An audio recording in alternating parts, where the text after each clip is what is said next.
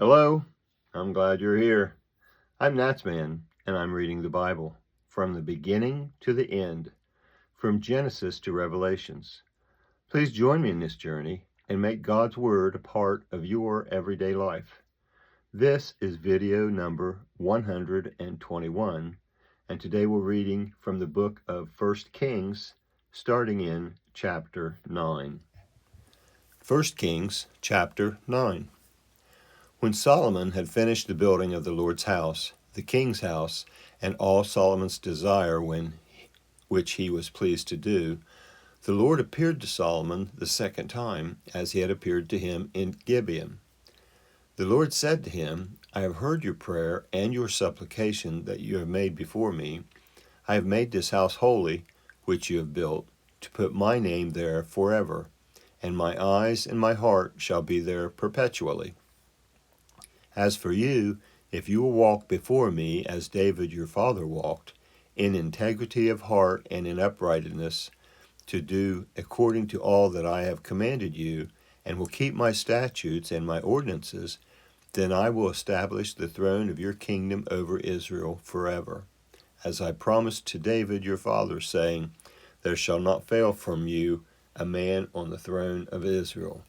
But if you turn away from following me, or you or your children, and not keep my commandments and my statutes which I have set before you, but go and serve other gods and worship them, then I will cut off Israel out of the land which I have given them, and I will cast this house which I have made holy for my name out of my sight, and Israel will be a proverb and a byword amongst all peoples.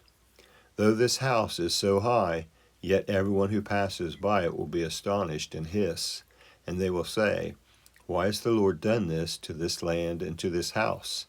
And they will answer, Because they abandoned the Lord their God, who brought their fathers out of the land of Egypt, and embraced other gods, and worshipped them, and served them. Therefore the Lord has brought all this evil on them. At the end of 20 years, in which Solomon had built the two houses, the Lord's house and the king's house, now Hiram, the king of Tyre, had furnished Solomon with cedar trees and cypress trees, and with gold according to all his desire. King Solomon gave Hiram 20 cities in the land of Galilee, and Hiram came out of Tyre to see the cities which Solomon had given him, and they didn't please him. He said, What cities are these which you have given me, my brother? He called them the land of Cabal to this day. Hiram sent to the king 120 talents of gold. This is the reason of the forced labor which King Solomon conscripted to build the Lord's house, his own house, Milo, Jerusalem's wall, Hazor, Megiddo, and Gezer.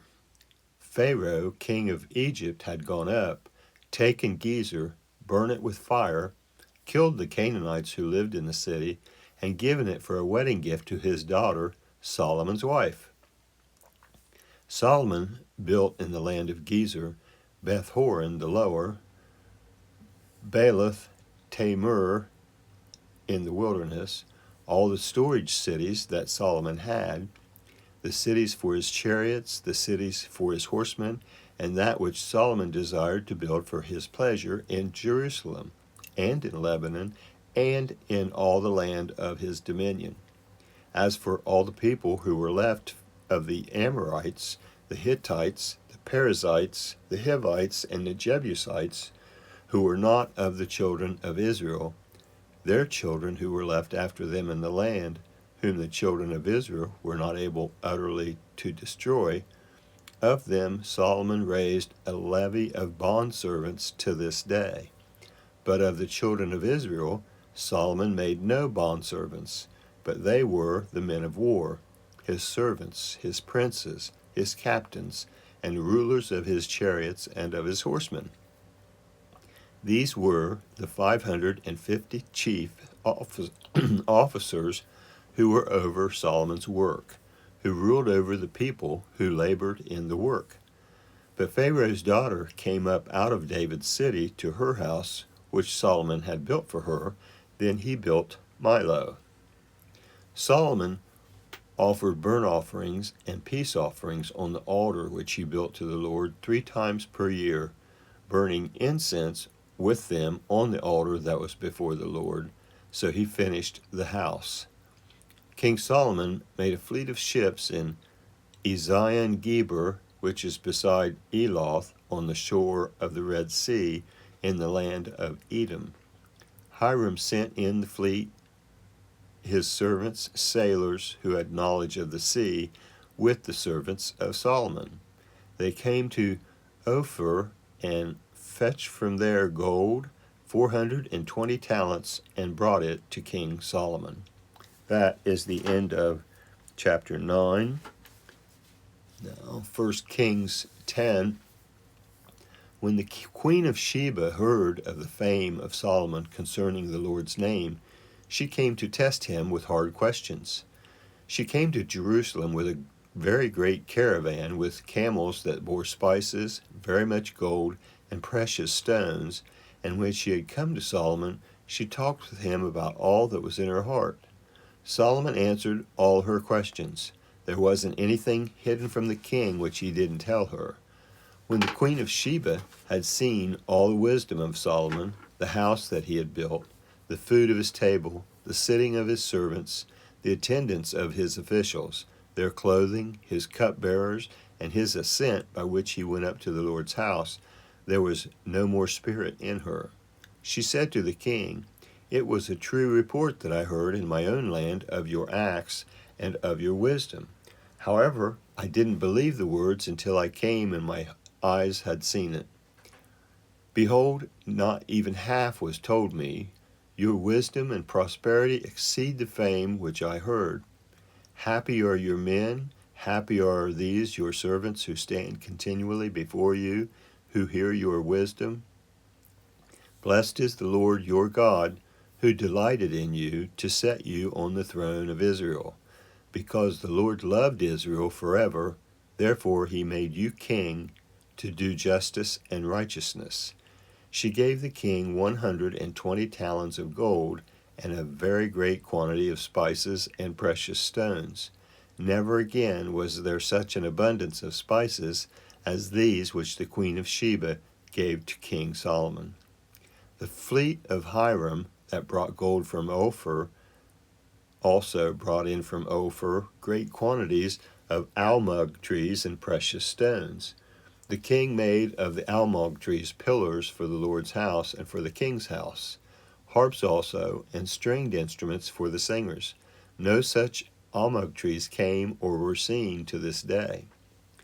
King Solomon gave to the queen of Sheba all her desire, whatever she asked, in addition to that which Solomon gave her of his royal bounty. So she turned and went to her own land, she and her servants.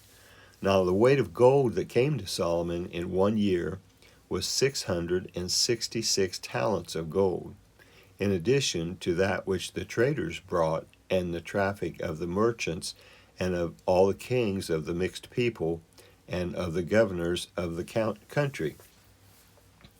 King Solomon made 200 bucklers of beaten gold. 600 shekels of gold went to one buckler. He made 300 shields of beaten gold. 3 minas of gold went to one shield, and the king put them in the house of the forest of Lebanon. Moreover, the king made a great throne of ivory and overlaid it with the finest gold. There were 6 steps to the throne, and the top of the throne was round behind, and there were armrests on either side by the place of the seat, and 2 lions standing beside the armrests. 12 lions stood there on the one side, and on the other there were 6 steps. Nothing like it was made in any kingdom. All King Solomon's drinking vessels were of gold, and all the vessels of the house of the forests of Lebanon were of pure gold. None were of silver, because it was considered of little value in the days of Solomon. For the king had a fleet of ships of Tarshish at sea with Hiram's fleet.